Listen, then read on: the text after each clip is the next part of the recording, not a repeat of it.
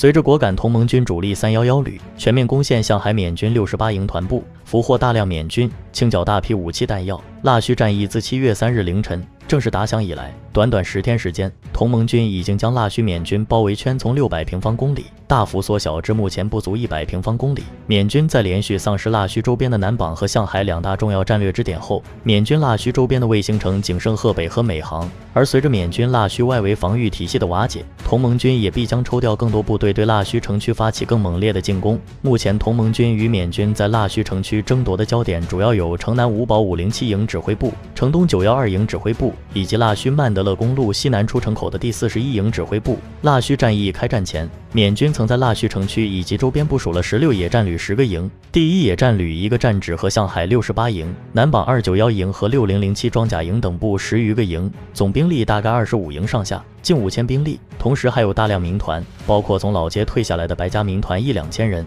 最新消息是，腊戌城内有些民团已经换成便衣出城逃跑了，只剩数百名顽固分子。而同盟军方面则集结了2113、11611主力、无人机大队、炮兵营、木邦县大队及若开区联队，总兵力大约9000人。同盟军从7月3日凌晨开始进攻，10天左右时间已经共占领了缅军南榜291营、上海68营阵地群和周边的大大小小10几个高地，缅军伤亡超过1000人。从具体战术上来说，与1027行动第1阶段相比，同盟军与缅军都有了很大改进。首先，腊戌缅军一改以往不敢主动出击、龟缩兵营的打法，而是以几个大型基地为核心据点，以装甲车掩护，组成机动增援部队反击，再辅以无人机、战斗机空袭，甚至有过重新夺回城南507营高地的战例。而同盟军一开始还是传统的穿插包围打法，在507营吃过一次亏后，立马转变策略，以占领腊戌城外制高点为主，同时利用腊戌雨季免空军限制出动次数的条件，突击进城骚扰消耗敌方兵力。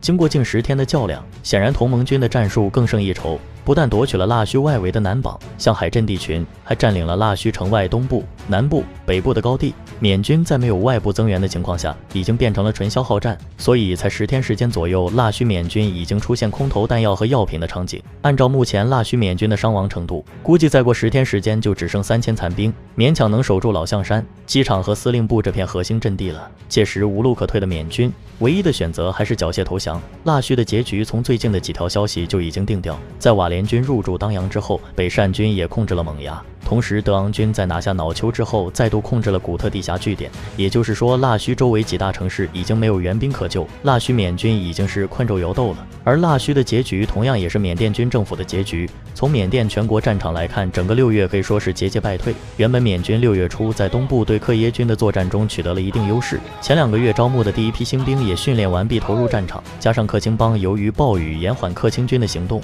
缅军只要能熬过下半年，也许能逐步恢复元气。然而人菜瘾大的缅军在挑衅德昂军之后，没想到会激起联军发起第2轮1027行动，不但善邦北部几乎所有城镇都被各大明第5围攻或占领，并且在德昂军的带动下，曼德勒人民保卫军在曼德勒省马德亚、新谷一带展开攻势，若开军在若开邦围攻孟都，单对2大重镇。清兄弟会在若开军支持下对青邦巴杜比发起攻势，石阶省的人民保卫军一扫之前颓势，卷土重来。克伦邦的克伦军围困帕本，出击妙瓦底，连最南端德林达伊省的革命联军攻势也逐渐加强。缅甸全国有近70座城镇落入革命力量的控制中，面对风起云涌的革命态势，甚至闵昂莱赖以仰仗的首都内比都都只剩老弱残兵维持治安了。当然，在缅甸前总统吴登盛和梭温副大将接连访问北方邻国之后，还是出现了一定变数。缅媒传言会有一个新的和平方案，以释放前国务资政昂山素季为前提条件，让吴登盛牵头组织过渡政府，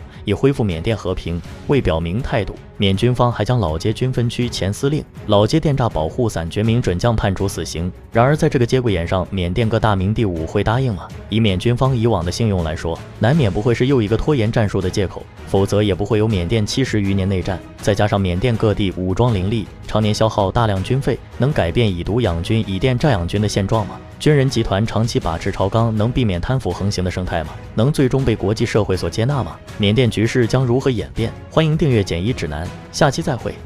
不就腊戌在这些点嘛，早就在我们的锤头以内了吗？他们就想把我们拖到他们个另外的组织慢慢的打垮了，然后想回来收拾我们。